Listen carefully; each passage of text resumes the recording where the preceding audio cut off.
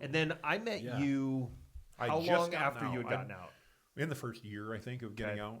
I remember talking to you early on. I was pastoring at a church in Michigan, and you ended up at the church that I happened to be pastoring at. And I remember having conversations with you because this is white collar crime. I mean, it's it's a pretty interesting dynamic. And I was like, what were the conditions like? I mean, and I know you well enough at this point to say there is a curiosity. For those of us who haven't been in prison, ask away or whatever. There's a real curiosity about what that's like. What's recreation like? What is food like? On a scale of 1 to 10. 10 would be like the best meal you've ever had. 1 would be horrific.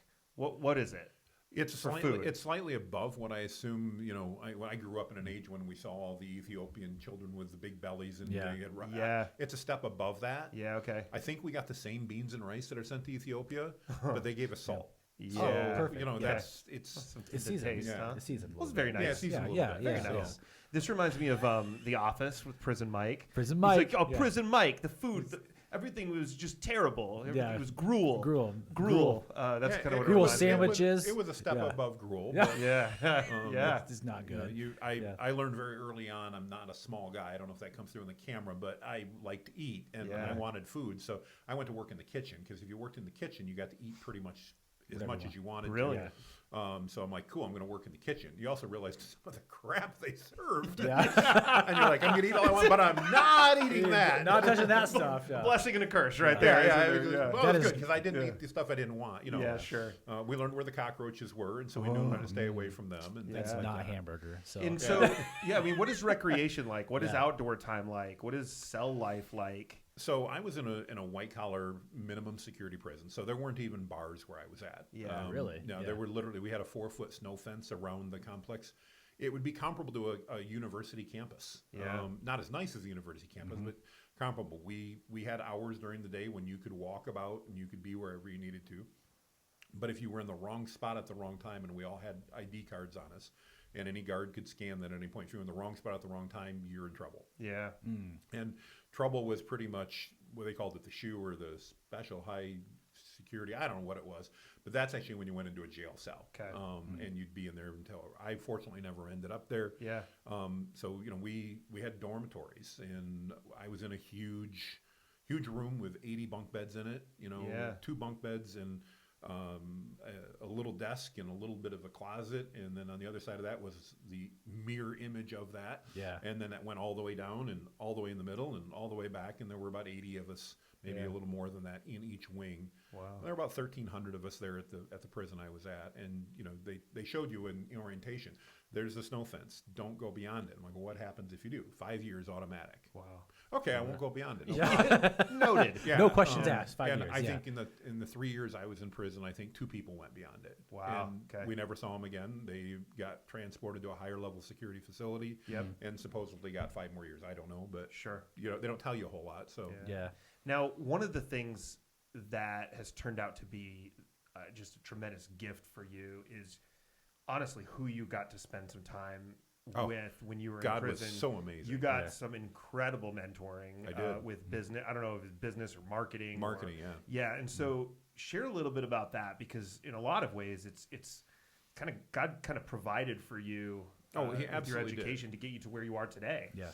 Yeah, I mean, everything happens for a reason, and you have to trust that God knew a better reason. Now, I'm not saying that God had intended this for my life. I think God wished I'd done better and hadn't lied. Yeah. But once I was there, he still was with me through it. It wasn't like he abandoned me. I mean, didn't happen. So I went down. I'd been in sales, as I mentioned, most of my life. And everybody's like, you're going to be gone for 3 to 5 years. What are you going to do? And I'm like, well, I'm going to learn marketing. And I've always read that if you read 10,000 pages, you can become an expert. Yeah. So Matthew, send me books on marketing. Yeah. Brady, send me books on marketing. Yeah. Everybody I knew, send me books on marketing. And everybody's like, okay, I'll do that. Yeah. Well, about 3 people did, but that was fine. And if I would have known you, I would have sent you a book. I know. We didn't know each other. No, we didn't. We didn't. But not a big deal. Yeah. But I got down there the second or third day that I was there. A couple people have been very nice when you walk in, they don't really do anything. It's kind of they give you a T-shirt and they give you a bag that's got like a change of underwear and socks, enough to get you through like 2 days before they get you to orientation. And apparently it was actually a good thing because I had on a ratted out T-shirt that had some letters painted on it. I don't know what they were. It was just whatever they gave me. But apparently I wasn't in a very good mood when I got there, and it showed on my face. And I had people literally tell me for the 3 years was there that, when you walked in, nobody was going to talk to you because you just looked like you were pissed off. Yeah. I'm like, well, yeah, I was. I was. How'd you guess? Yeah, exactly. But being 6'3" and 350 pounds, that probably served me well, although it was not a dangerous place. Yeah. So I already got sidetracked. Where was it? Who'd you meet? Yeah. So third day I'm there. One of the guys had befriended me and given me a piece of paper and a pencil. By the way, that was a violation. You couldn't share anything with anybody, but that type of stuff did happen. And he comes up and he says, "You said you wanted to learn marketing." I'm like, "Yeah, I do." I said, I can't wait till the books come in, because I'd went in with a bunch of books and they wouldn't let me bring any of them. And they literally, this is typical government. They literally paid to send them back to my wife so that she could pay and send them back. Because if they came through the mail, I could have the books, but I couldn't carry them in with me. And one of those was my Bible, and that really did tick me off, because I'm like, I can take my Bible and no, you can't. We have Bibles in there, and I'm like, no, but my Bible, this is mine. Wouldn't do it. Yeah. So crazy. I got it, a couple weeks later. But anyway, third day I'm there. He says, "Well, if that's the case where you're waiting for books, can I introduce you to somebody?" And I'm like, "Yeah, go ahead." And so we walked down to another wing. There were 4 wings in the unit I was in, and he walks up to this. At the time was a gentleman probably about 60. And he goes, "Roger, I want you to meet Jonathan." Jonathan, meet Roger. I'm like, "Hey, Roger, nice to meet you." I have no idea what's going on. I have no idea who this guy is. And Terry, the guy who introduced us, says, "Hey, Roger, Jonathan wants to learn about marketing, and I thought you two should meet." And he walks away. Okay, well, I mean, I guess I did my job, I did my job. I'm like, "Well, hey, Roger, and nice to meet you," and I'm ready to walk away. He goes, "You don't know who I am, do you?" I'm like, "I'm sorry, should I?" I mean, I don't know. I knew the guy that won the first Survivor episode. I can't remember his name, Richard something. Yeah, okay. He was there for not paying taxes, but I hadn't met him yet. And there were a couple senators that were there that I didn't know of. But other than that, I mean, no, I don't know who this Roger guy is. Yeah. And he goes, "Well, I'm the Dean of Marketing at Ohio State University." He goes, "Well, I was the Dean of Marketing at Ohio State University, but I'm here for the next 5 years on insider trading." Wow. Oof. And I'm like, "Wow." He goes, "Do you really want to learn marketing?" And so I told him my story. I said, "Yeah, I've been in sales, and I figure I've got 3 to 5 years. I was planning on 5 when I went in, but they say sometimes you get lucky. I did. I got out in 3. I want to learn that." So I've asked everybody I know to send me books. "Do you think that's a good idea?" And he goes, "Yeah, I think that's a great idea." He goes, "Would you like some tutoring?" And I'm dumb, a little dense here, and I'm like, "Yeah, that'd be pretty cool, but I'm in prison. Where am I going to get that?" Yeah. And he's like, "I'm here longer than you are." He goes, "If you'd like to learn," he goes, "consider me your personal tutor." Wow. Dude. Wow.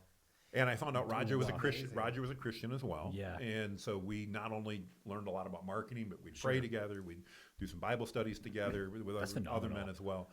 And it was an absolute God thing, because having ADD, I was like desperate to find something to do. I didn't have my phone, didn't have anything like that. So what am I going to do with all my time? Yeah. And I had a great opportunity to learn from him about all kinds of marketing stuff that it was very applicable, because it may not have been AI and internet stuff, but it was still, how do people think, and how do you segment audiences, and how do you reach the people, and how do you understand what they're interested in? And so, while I was there, God absolutely used that to give me what Roger said would be a master's or better in marketing, but of course I don't have any degree from it, because it's hard to get a degree from Ohio State University when the dean who's teaching you is in prison with you. But it's the school of hard knocks. Yeah, That's exactly. I was literally going to say and your that. color bled black and blue, baby.